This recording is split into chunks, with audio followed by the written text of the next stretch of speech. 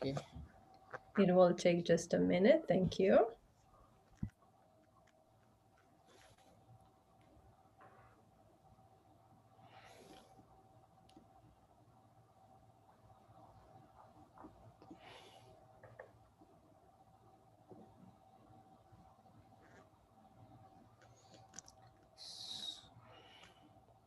So, I'm okay. just checking if everything is okay with the.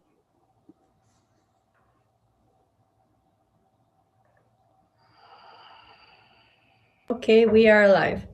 Okay. So, welcome everyone.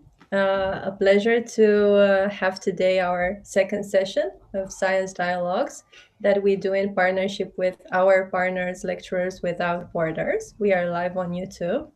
I have also my colleague Ana Popescu joining us now.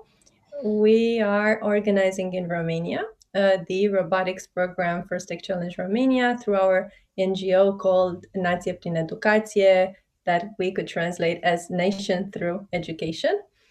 We have here today our wonderful speaker. Welcome, Hafiz Ahmad Hassan, and our partner Eugenia Covington from Lecturers Without Borders. And we are joined by our high school students who are a part of the robotics and STEM education program.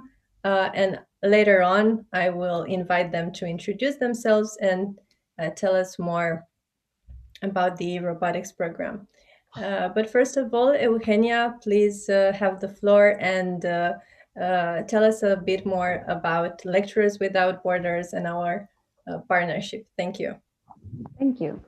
So yes, my name is Eugenia and I am the coordinator of Lecturers Without Borders, which is an association that started as collaborations between different scientists that were interested in science outreach.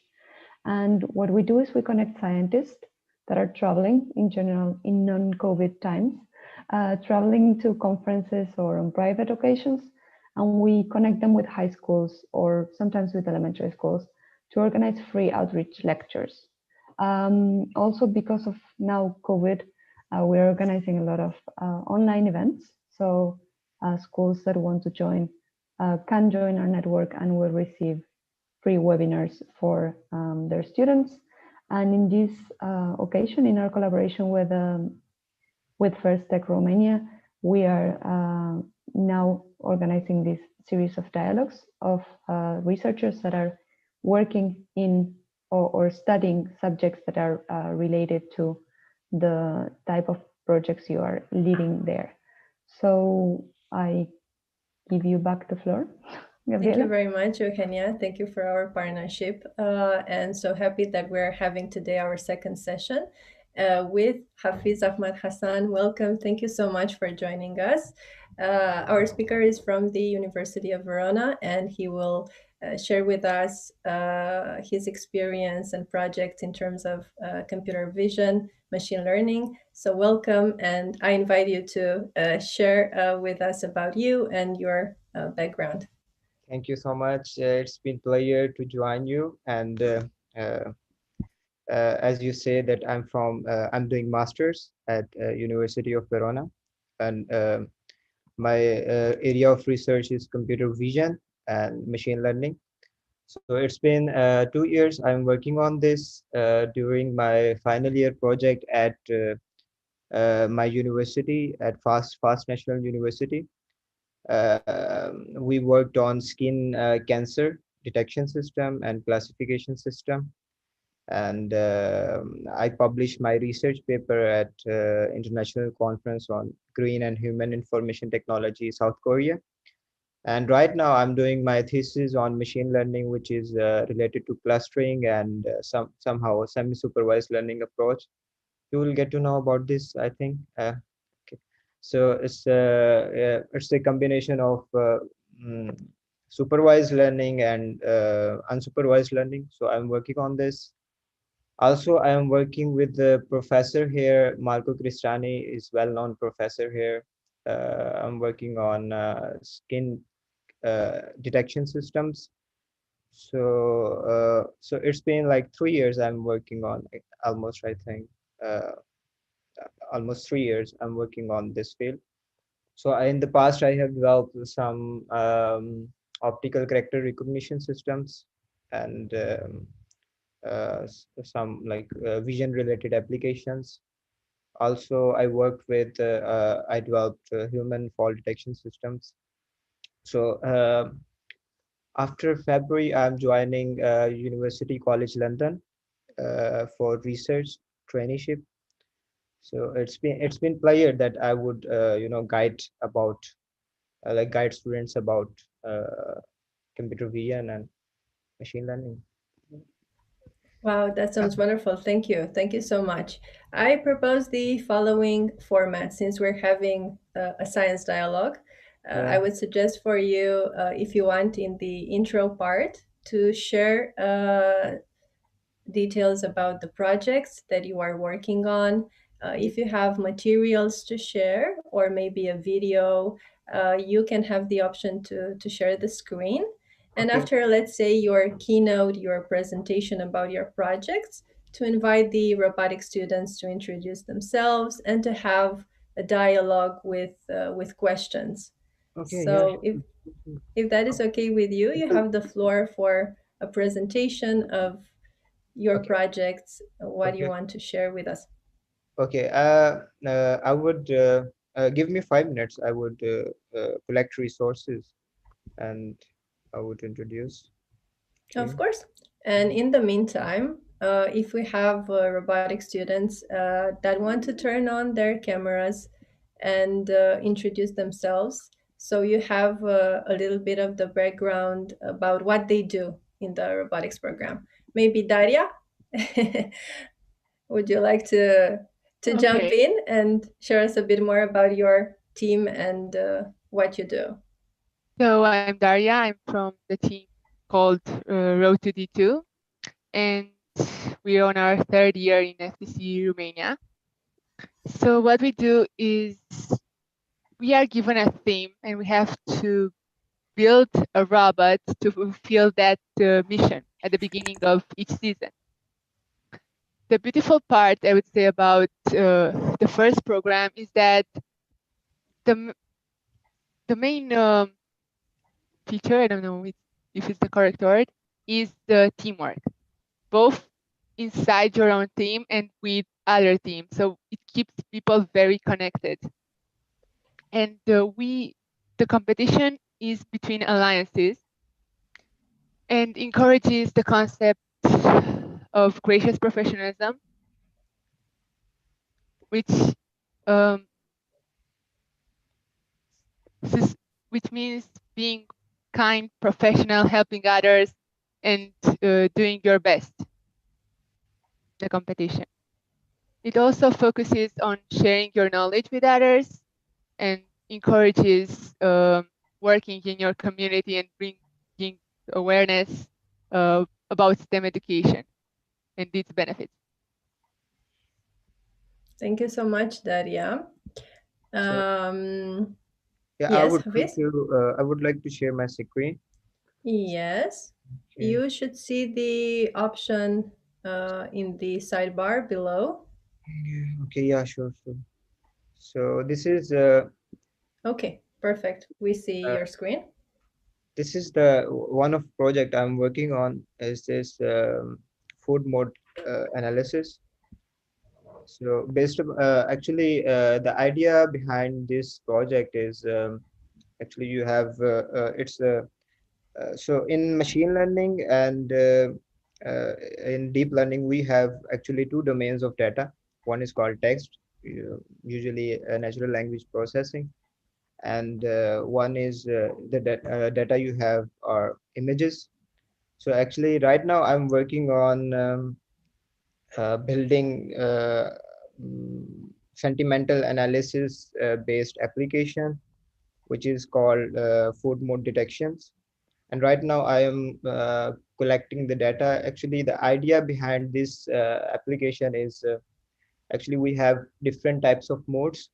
So with the different type of modes we collect data, we select foods.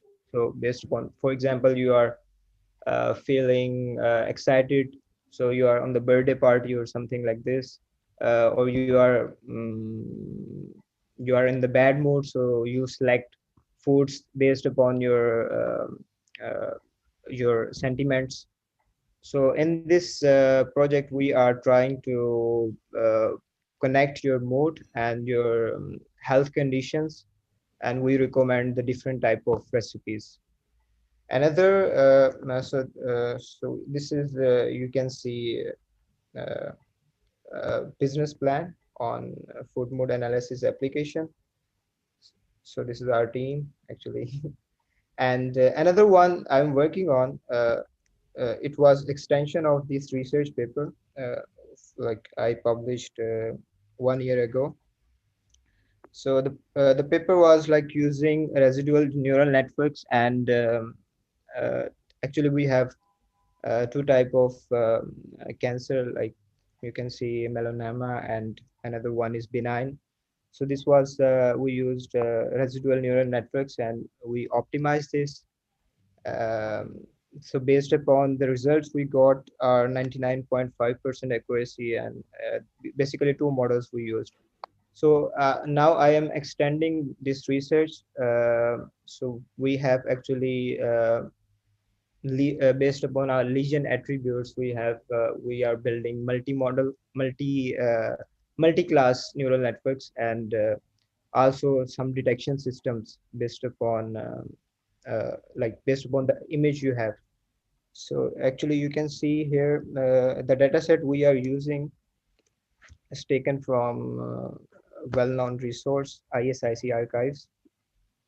uh, if if the website is working. So these are kind of images we are working. So these like you can see the cancer images. So we have different attributes here, like these kind of lesion attributes we have, and we are making the classifier. If anybody, any one of you interested in working on this, I would be happy to uh, help help you. So the technologies we are using here are generative adversarial neural networks and UNets, state-of-the-art models, machine learning models, and we are optimizing their accuracy. And yeah, these are two projects I'm working on currently. Yes. Wonderful. Since we're having a science dialogue, I invite our robotic students, and you got a chance to hear a little bit about themselves. Yeah.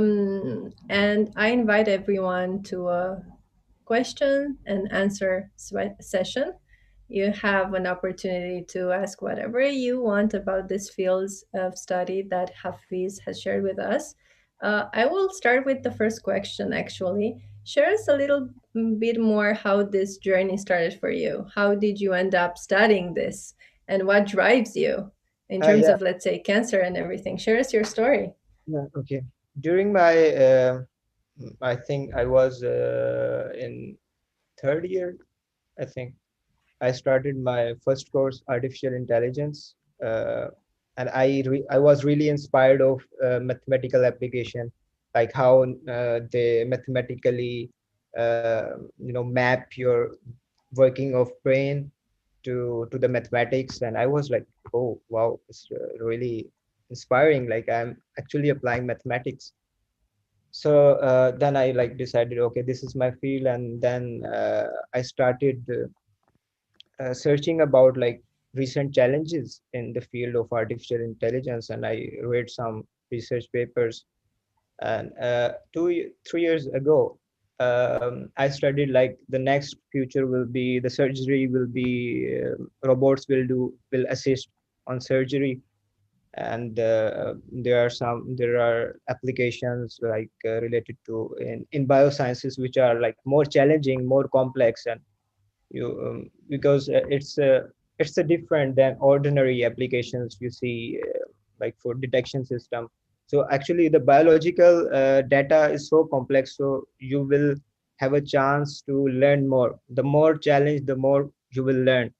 So I was like thinking, okay, I should work on biological applications, specifically biomedical imaging. So I contacted different professors who were like actually working on this. So I joined them. One of the professor, he was working on skin cancer.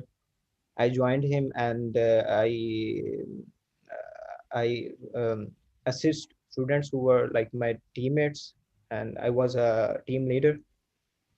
Uh, this was like actually starting of my journey. Then I applied to Europe, and there was University of Verona who was like doing bioinformatics, and I got scholarship there.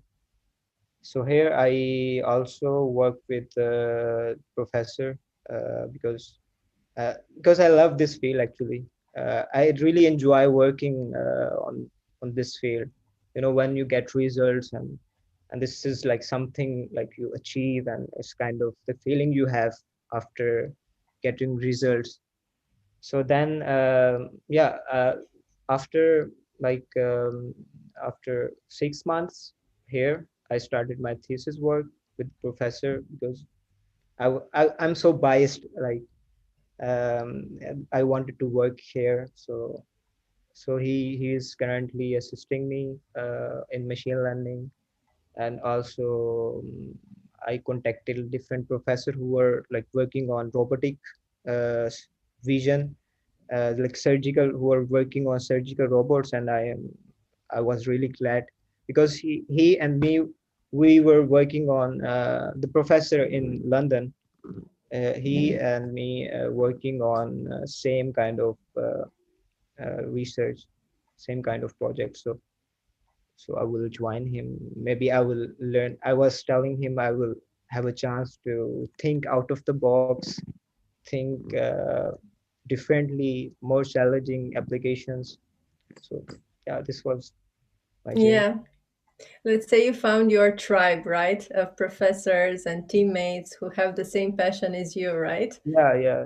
And also during after publication, I went to Malaysia to present my work, and there were South Korean professors there, and we made a team and we worked on another project.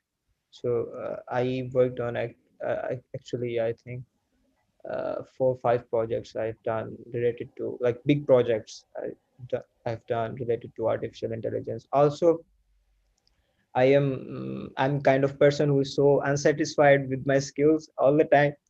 So I do some online courses, like on my free time. I do some courses. I actually separate my time for to study this like 2 hours daily. I try to learn more new technologies, and there were like a lot of online courses you can see and you can learn by yourself actually. So actually, my university and bachelors, they were not offering advanced courses. So I learned by myself. There was one university I would mention, University of San Francisco, and there is a course Fast.ai. I would recommend you all like go through this course if you know the basic about artificial intelligence. So they work on state of the art models. So it would be, you will like, you will have high level of introduction. And there is one term, so we were talking about, uh, I was having interview today with professor, and we were talking about understandable artificial intelligence. So this is a kind of area now I would like to work on.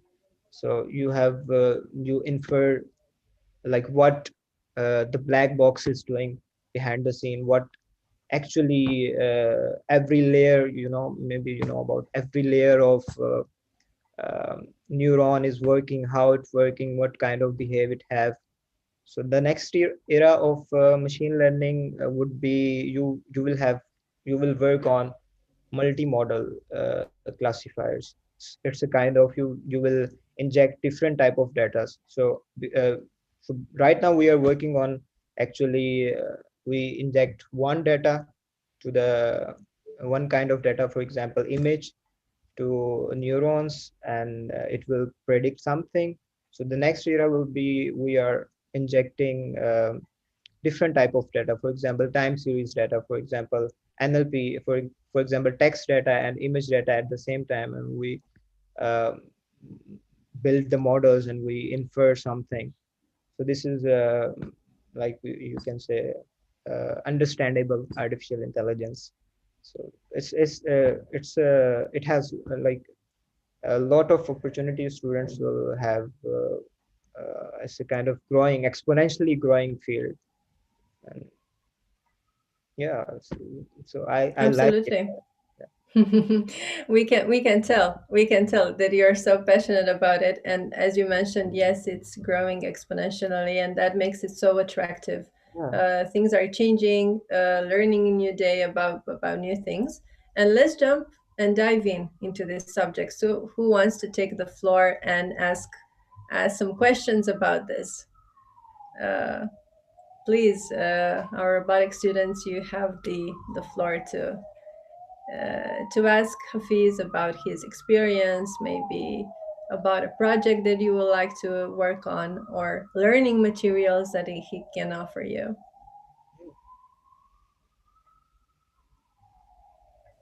Oh, yeah, actually, some learning materials or suggestions would be incredible because it's actually quite hard to work your way around all the information going on the internet. And I think that having some spot on advice would be extremely great since we don't actually get to experience so much with this with machine learning in high school.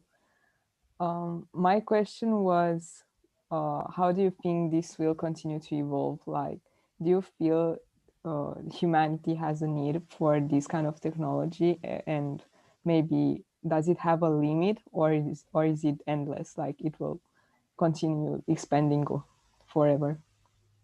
uh, what I think about specifically computer vision, related to computer vision problems, I think there are a lot of uh, so the first thing, invention, like towards invention, first thing is necessity. Okay. So you can see a lot of actually these kind of machines are like trying to replace humans.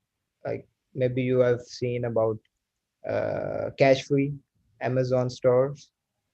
Yeah. And yeah, so actually we uh, these machines are like reliable, you can say. And because why these kind of things are growing, because we like need more and more like for example, uh, there are machines that can perform better than human. And yeah, because for example, the kind of work why we are doing skin lesion cancer classification and detection, for example. So there are some like areas, for example, villages, where you don't have expert doctors available. And um, the villages we have, like, you know, not much qualified, not much specialized doctors. So this kind of machines will help them to give some opinions and like classify. So what doctor will do is, okay, I will take the picture of cancer and I will give it to the machine, and this machine will give me some predictions, and I will join my opinion with the machine predictions, okay, and I will infer something. Yeah.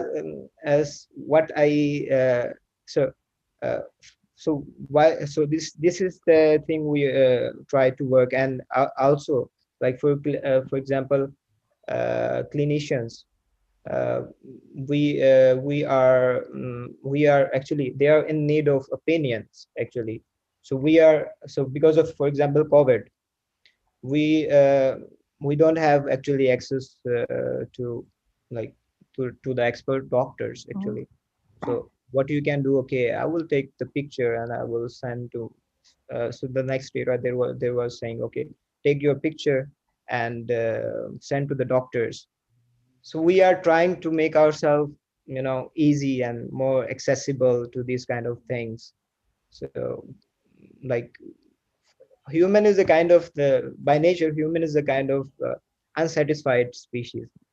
So we need more and more and more and more fast, more efficient. For example, I achieve with 99.5% accuracy. So there may be the next human that will achieve 99.7% accuracy with some intuition. And like these so we have for example COVID situation. So we are implementing here every like lot of organization, they are implementing distance detection system, social distancing detection Yeah. system.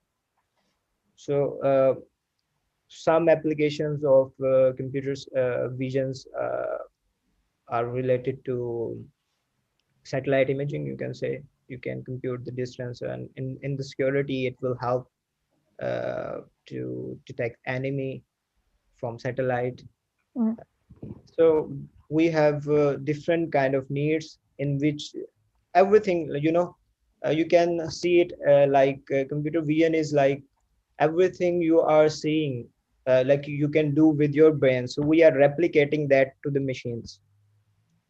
So we try to for our benefit actually, and because like we can have in and the domain for this field is so vast, you can say. You have biology, you have security, you have uh, galaxy satellite imaging, uh, and that's why I think this thing make it like more evolving. And people have different kind of data, different kind of reasoning about data. And that's why we see a lot of research. And every time you see, okay, this kind of data, the behavior should be like this, the behavior should be like this. And because this is the era of actually data, I would say, like you Yeah. people are storing data, and that's why this make this field evolve so exponentially, I think. One more thing. How long do you think it will take for these technologies to be available broadly? Like, for example, you mentioned villages where there aren't any specialists that can help you diagnose whatever disease you have. But they're actually quite difficult to implement in countries that are not so developed. So how long do you think it will take for these kind of technologies to actually be useful to every citizen? Mhm. Actually, this is not okay. We actually, for as a computer scientist, my job is to develop these kind of things. Not my job is not like, okay, for me it's a good. I would say like it was a kind of question. It was a kind of question I was having 3 years ago. Like I want to implement this actually in hospitals. And but as a developer, you you can only develop these kind of things, and you can publish. And there are some companies which actually deploy these kind of things, your research, to the communities. So maybe mm, I haven't seen the kind of NGO that are working freely to deploy artificial intelligence based applications to these kind of villages. And I think it would take a lot of time uh, to make it accessible for like every citizen. So right now, for example, University College London, there is VS Center. So I think it was the only center in the whole England who are working on surgical robots. So so Mhm. maybe there will be like more cities will be connected to the research center, and they will have a collaboration, and they will that would be accessible um, to their hospitals first. I think actually uh, Actually, the problem with this problem, like deploying problem, will be related to organizations that are working on. So I uh, s- I think like government, every government, or like your every country, European country, for example, they must have some funds to deploy these kind of things from researchers and to the villages and make it more accessible to the people. Yeah, I think it's so you should not think about this. Like you should think of developing these kind of things, or you can help like the community around you. So for example, you are working on some project and you can help people, like you can develop the application and you can help people. Okay, this application will do this. This application will, for example, calculating your calories and your food, and it would recommend you something. I do have this application, so I'm deploying to like to the people around me freely. So you can do by yourself, and if everybody will do this, I think this would be the more people we have, the more accessibility Yeah. we will have in future, I think. Thank you. Yeah. Yes. Who has the following question? I have one. Um, so, in your project, has any algorithm improved itself so much that you no longer understood it fully? If so, what did you do then? Sorry, So, can you in your project, has any algorithm developed itself so much that you no longer understood what it did? If so, what happens then? not actually. What I what I realized, what you are saying, that I have developed a project and I don't know how it works.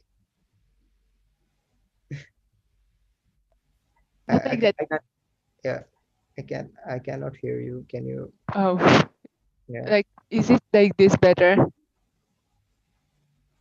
Do you hear now? yeah, A yeah, little sure. better? Yeah, So, what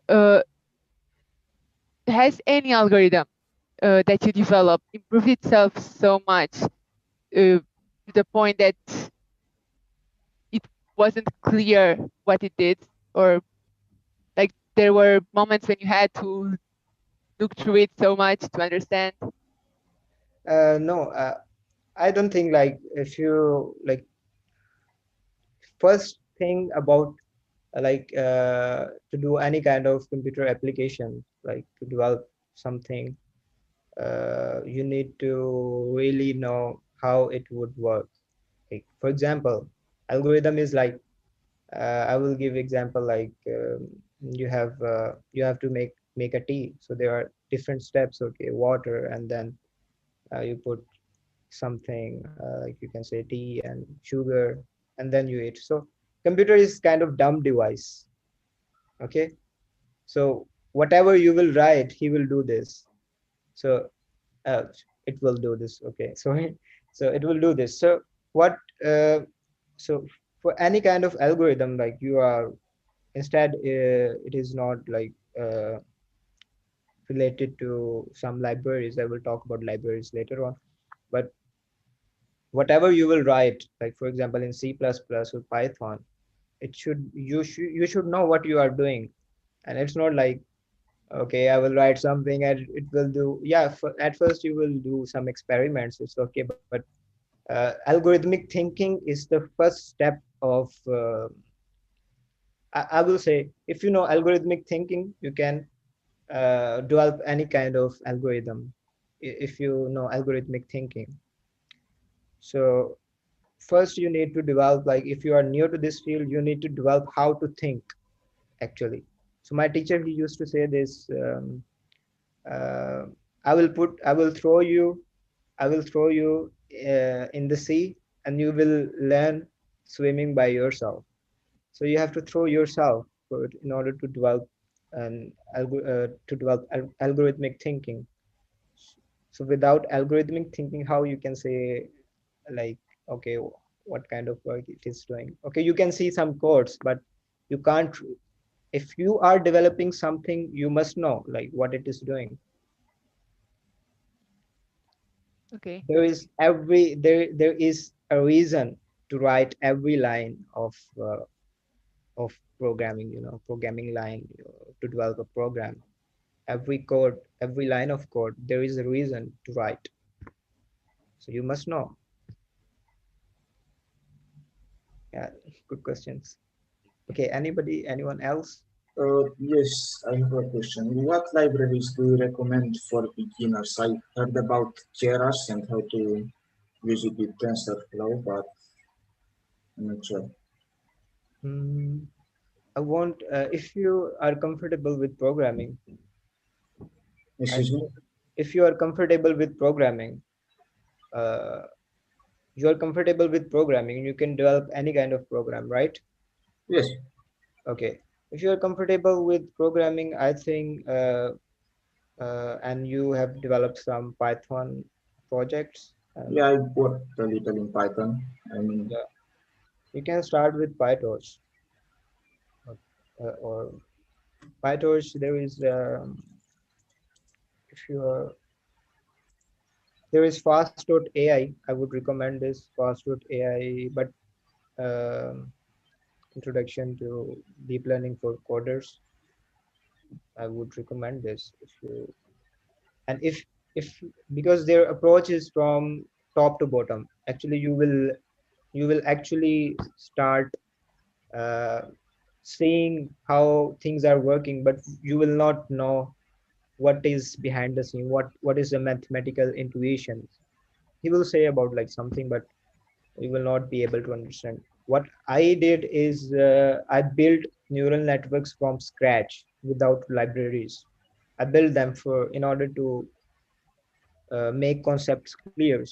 So I built from scratch, and then I start working on learning some frameworks. They are like PyTorch, they are TensorFlow. You can, so for the TensorFlow, if you are interested in TensorFlow, you can have a course which is called deeplearning.ai, TensorFlow developers. So you can take this. It's by Google scientist Lawrence, and I really love this course. If you want, you can do this. yes, thanks. Yeah. So both are actually similar frameworks. Both frameworks are actually similar. So it's up to you what you like. And I would recommend PyTorch because you can actually fast.ai course. Actually, I would recommend you if you are comfortable with Python and mathematics, something on calculus level, mathematics or linear algebra. So I would recommend this.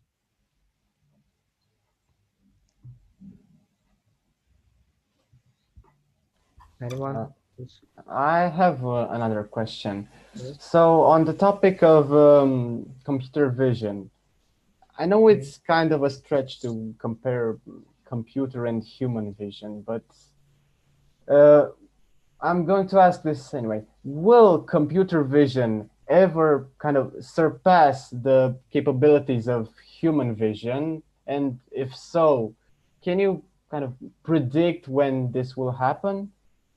Yeah, these are happening actually. Uh, Okay. yeah. Uh, we have we call something like, for example, human detection system. We use the term called Bayesian error. So Bayesian error is kind of the error tolerable. For example, I can recognize everything with 99.5% accuracy, or 99.555599 something accuracy. So there are some. So I already tell someone what was the name, Andrea. I already told Andrea about this. Like these machines are more reliable because uh, we are developing, for example, why uh, this area is growing so fast. So the more like people are working to make algorithms more efficient, more more accurate. So right now, like when I was like taking course of Andrew Ng, and he told me, he like discussed these kind of things. So yeah, there are machines that are smarter than human, because you can think of computer vision and deep learning. You can think of, for example, you are a child, okay? So you saw, okay, one table, another kind of table, another kind of table. So you were having a lot of data in your mind, okay? So this table, this kind of table with white paint, with brown paint, and so your brain was having a lot of data when you were a child, and after 1 year, okay, you start realizing things better. Okay, this is the tables. Nobody told you about this, not your mother. So this area, the more data you have, the more like I can say, you can uh, the more efficient you will be. So for example, you have seen lot of kind of tables, and you almost realize different kind of tables in the futures. So same with the machines, you have different kind of data. For example, for security, for motion detection system, we have a lot of data. So so they are working on developing some efficient algorithms, like more efficient. For example, the first man who detect the motion systems with 80% accuracy. The next person came and he developed with 85% accuracy. The other person, he came with another algorithm and developed with 90%. So with more data, we are like actually surpassing human performance. It's Yeah, happening. They are more reliable actually. that's Because both interesting and scary for us humans at the same time. yeah, my friend, he is from Ecuador and he don't like robots. He don't like these kind of things. That okay, they are replacing us. So I hate them. But at the same time, it makes you like it comforts your life.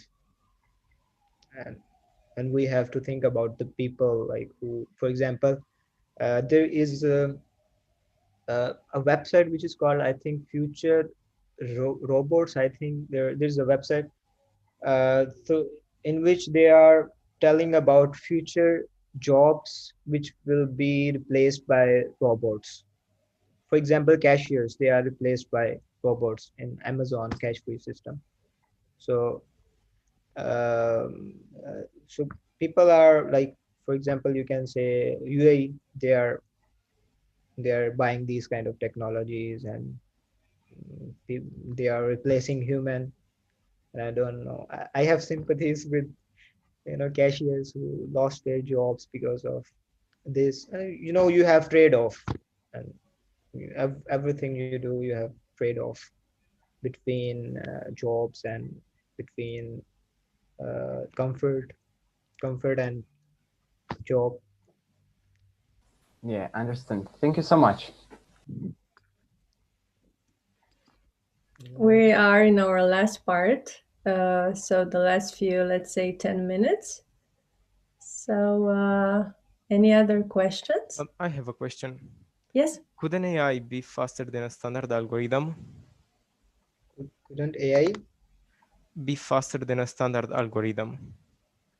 standard algorithm? What? For example, binary search or something basic that was used for many years.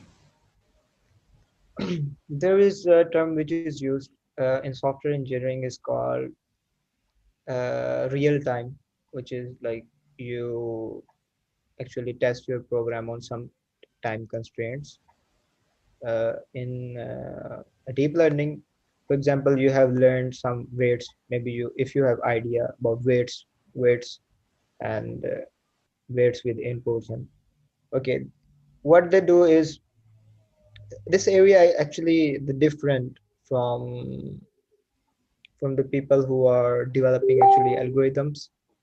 I don't The basic building blocks are like, for example, binary search, for example, merge sort, for example, time complexity things. Uh, yeah, we were having this kind of question with the one of researcher here. This is so I would say, like, for example, if you train something and, like, for example, on images and you got results, you got weights. So in artificial intelligence, you store the weights you have, for example, 0 0.5 value, 0 0.3. You store these values, and it will take, for example, the next input will come. It will take off one time, like one step. So just multiplication, sum, and fire the neuron. So if you like familiar with these kind of things. So yeah, and there is one. It's a good question, and there is area of algorithm which is called NP-hard problems, non-deterministic polynomial time. So travel salesman problem is kind of problem which takes mm, exponential time actually, uh, like more than I think exponential time. Yeah. So there was research I was working on. I was saying, which is it's a TED talk by one of the professor, and he put two mushrooms, one mushroom here, one mushroom here, and there was a maze. So these mushrooms are connecting each other with the shortest route. These mushrooms, so they connect themselves through the maze with the shortest route. So I was thinking, like, okay, we should know the mathematics behind, mathematics behind these mushrooms. Yeah, in the past we yeah, people were working on machine learning actually. But if we like can learn these kind of algorithms from artificial intelligence, and we know the behavior, so we can develop some algorithms which are so efficient. For example, I told you about travel salesman problem with mushroom. You can search about this, Yes. and with artificial intelligence you can find actually the mathematics behind these kind of mushrooms, and for example, and these kind of algorithms, these kind of species. Yeah, I think, like, yes. And I'm not working actually on this mathematical area of like, for example, inference area of machine learning, but I would like to work, because computer vision, we have different domain of data. So we are not actually working on efficiency to develop some algorithms, like, for example, search algorithms. So this is like, for example, this kind of area would be different. So this kind of software engineering with soft algorithmic thinking with algorithm development with artificial intelligence. I think maybe I would search about this, and yeah, sure, yeah. In future, it would work. Like, we can develop some algorithms with the help of artificial intelligence, and instead of human is thinking about the behavior, the machine would think about behavior and develop something. Thanks. I have a question. Could you tell us how did you identify the problem you wanted to solve for your project, and how did you choose the tools and the platform, since there are many open source tools for helping create AI models? Yeah. uh, this For example, actually, it really, if you work on different frameworks, for example, different type of algorithms, for example, random forests, for example, uh, residual neural networks, for example, um convolutional neural networks. So basically, it there would be different factors that would decide what kind of algorithm you will use. For example, if you have data like convolution neural network, if you have data like, like images, and you have for example, 2000 images, you want to classify them. So it's better to use convolutional neural networks. But for example, you are working with natural language processing. So you like the text data, for example, the database, maybe if you heard about this. For example, you have Excel file and for example, you have, okay, reading one, test number one of the patient, test number two of the patient, three of the patient. And in the end, the prediction is, okay, whether it will have diabetes or not. Okay. For example, you have data with text. Okay.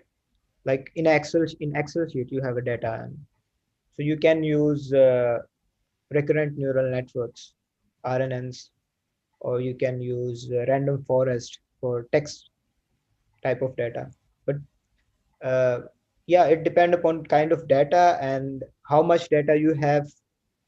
And like, for example, if you have text data, if you are working on speech processing, you will use natural language processing, which has recurrent neural network on behind the scene. These kind of sequence models are working. So different kind of data, and you have algorithms for. So first, I would recommend you, okay, just read about these kind of data and their behaviors. So for example, I'm working on text domain right now for my thesis. So I'm using random forest with text domain, but random forest are implementing with uh, images as well. So, and there are some models like, for example, recurrent neural network and convolutional neural network, the combined approach. Okay. So people are working on hybrid. Like for example, I would take two type of models and I would join them and I would infer their results. So it depends the kind of domain you have, the data domain you have, the how much data you have, and what kind of problems you are trying to solve. For example, time series. Okay, next in the next future, like for example, marketing. Okay, the next week, what would be the price, uh, predicted revenue uh, the market will have. So you will have time series here. So you can implement sequence models. You can implement random forest. So you can try both actually, and you can reason about data. Reason, okay, why this model is performing well, why another one is performing well, and you can choose between the models. Yeah, I think good questions. Anyway, anything else? Any question?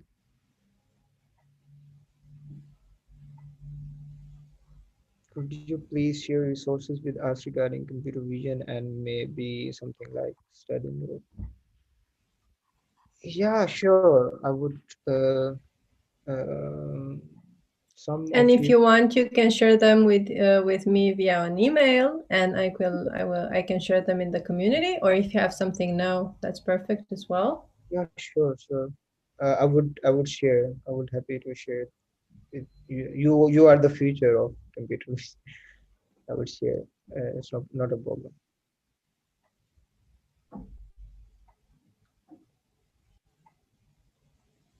Anyone? Any question? If not, we are at the end of our beautiful discussion, and it will be my pleasure to follow up with resources that Hafiz will be Yeah, sending me for you. sure. You can email me if someone have questions. I would share my. You can take email. Or if From you can share your email, maybe I can. in the chat. Yeah, I can share with everyone. Wonderful. So this Well, is my thank you email. everyone for Yeah. joining. I see your email in the chat right now.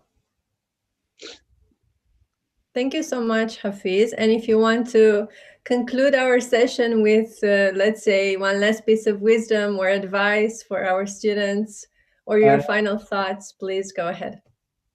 It was really pleasure to meet you guys, and I was like really admire of what like people are taking interest of this field. And I would say one thing, okay, you people should make your direction of focus uh, on the right side, I would say. uh, because I would end this discussion with one example. You have magnifying glass, and if you put that magnifying glass on some piece of cloth, and the lights of sun will fall upon the magnifying glass, and what it will do, it will uh, combine the rays and make the one point of focus, and it will affect on the things you have, for example, piece of cloth, and it will burn. So same like this, you have to if you are like working, if you are working on, if you have interest and it is very good, like you realize, I'm really admired, like you realize your field of interest at this age. And if you have it, you would have opportunities to go to the Google. There are Facebook uh, AI resident program. There are some research groups in the future you can work on. And so what you need to do is just focus, and yeah, give at least 2 hours, like, to this to your interest actually, and do for yourself, not for not for academic thing, I would say. So if you would enjoy this, if you are like getting skills, and be focused on what you trying to achieve. And yeah, this I make your focus right. And this is my last comments on this, like, make the directions of focus to the right point. That's it. Thank you so much, Hafiz. It's been a pleasure. Congratulations for your project and your passion. And we are so curious. We're going to follow you and your initiatives and your projects. And definitely, let's keep in touch. Yeah, sure. If Thank you very much. anyone want to collaborate, if anyone want to know something, I would help you in every way I could do. So you can always reach me. It's not a problem. Thank you. Thank you so Thank much. you. And thank you, everyone. Have a great weekend. Yeah, thank you. Bye from my Thank side. Bye. you. Thanks again. Goodbye. Thank you so Bye. much for Bye. hosting. Bye. Bye bye. Goodbye.